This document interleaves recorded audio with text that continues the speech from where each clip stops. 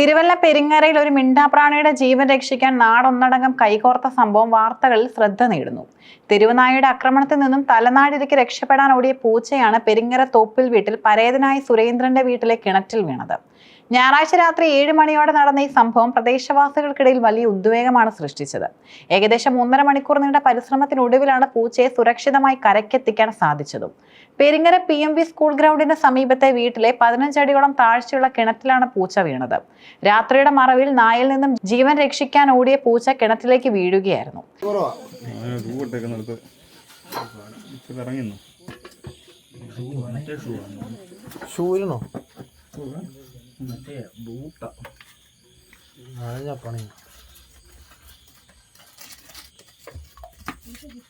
ചേട്ടാ കല്ലൊന്നും തട്ടി മാറ്റല്ലേ?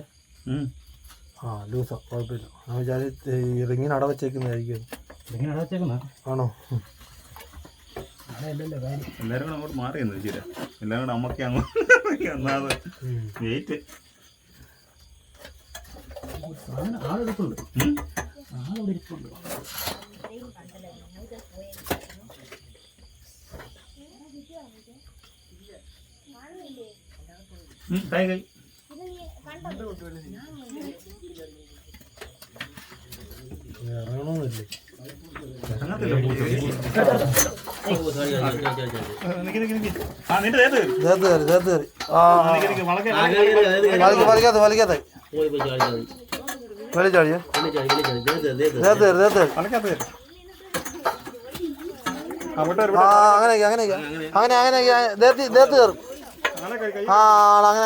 അങ്ങനെ എടുത്തു.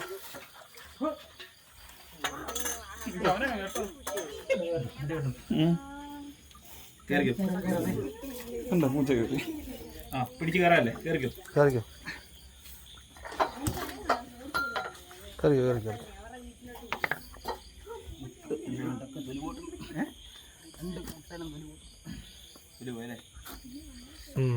അവിടെ നിന്ന് കളിച്ച്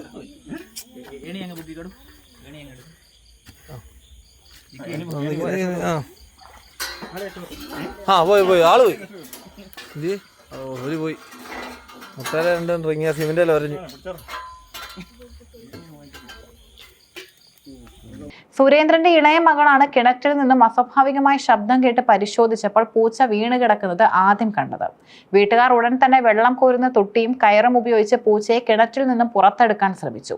എന്നാൽ ഭയന്നുപോയ പൂച്ച തൊട്ടിയിൽ കയറാൻ തയ്യാറായില്ല. വീട്ടുകാരുടെ ശ്രമം പരാജയപ്പെട്ടതോടെ അവർ വാർഡ് മെമ്പർ അനീഷ് ചന്ദ്രനെ വിവരം അറിയിച്ചു. അദ്ദേഹം ഉടൻ തന്നെ സ്ഥലത്തെത്തുകയും സമീപവാസികളായ ജിക്കി തോമസ്, അഖിൽ എന്നിവരുടെ സഹായം തേടുകയും ചെയ്തു. കിണറ്റിലെ വെള്ളത്തിലിരുന്ന പൂച്ചയെ രക്ഷിക്കാൻ ഇവരിൽ ഒരാൾ കിണറ്റിലിറങ്ങാൻ തയ്യാറായി. എന്നാൽ അനക്കം കണ്ടതോടെ കൂടുതൽ ഭയന്ന പൂച്ച കിണറ്റിന്റെ പാർശ്വഭാഗത്തെ പൊത്തിനുള്ളിൽ ഒളിക്കുകയായിരുന്നു. ഇത് രക്ഷാപ്രവർത്തനം കൂടുതൽ സങ്കീർണമാക്കി.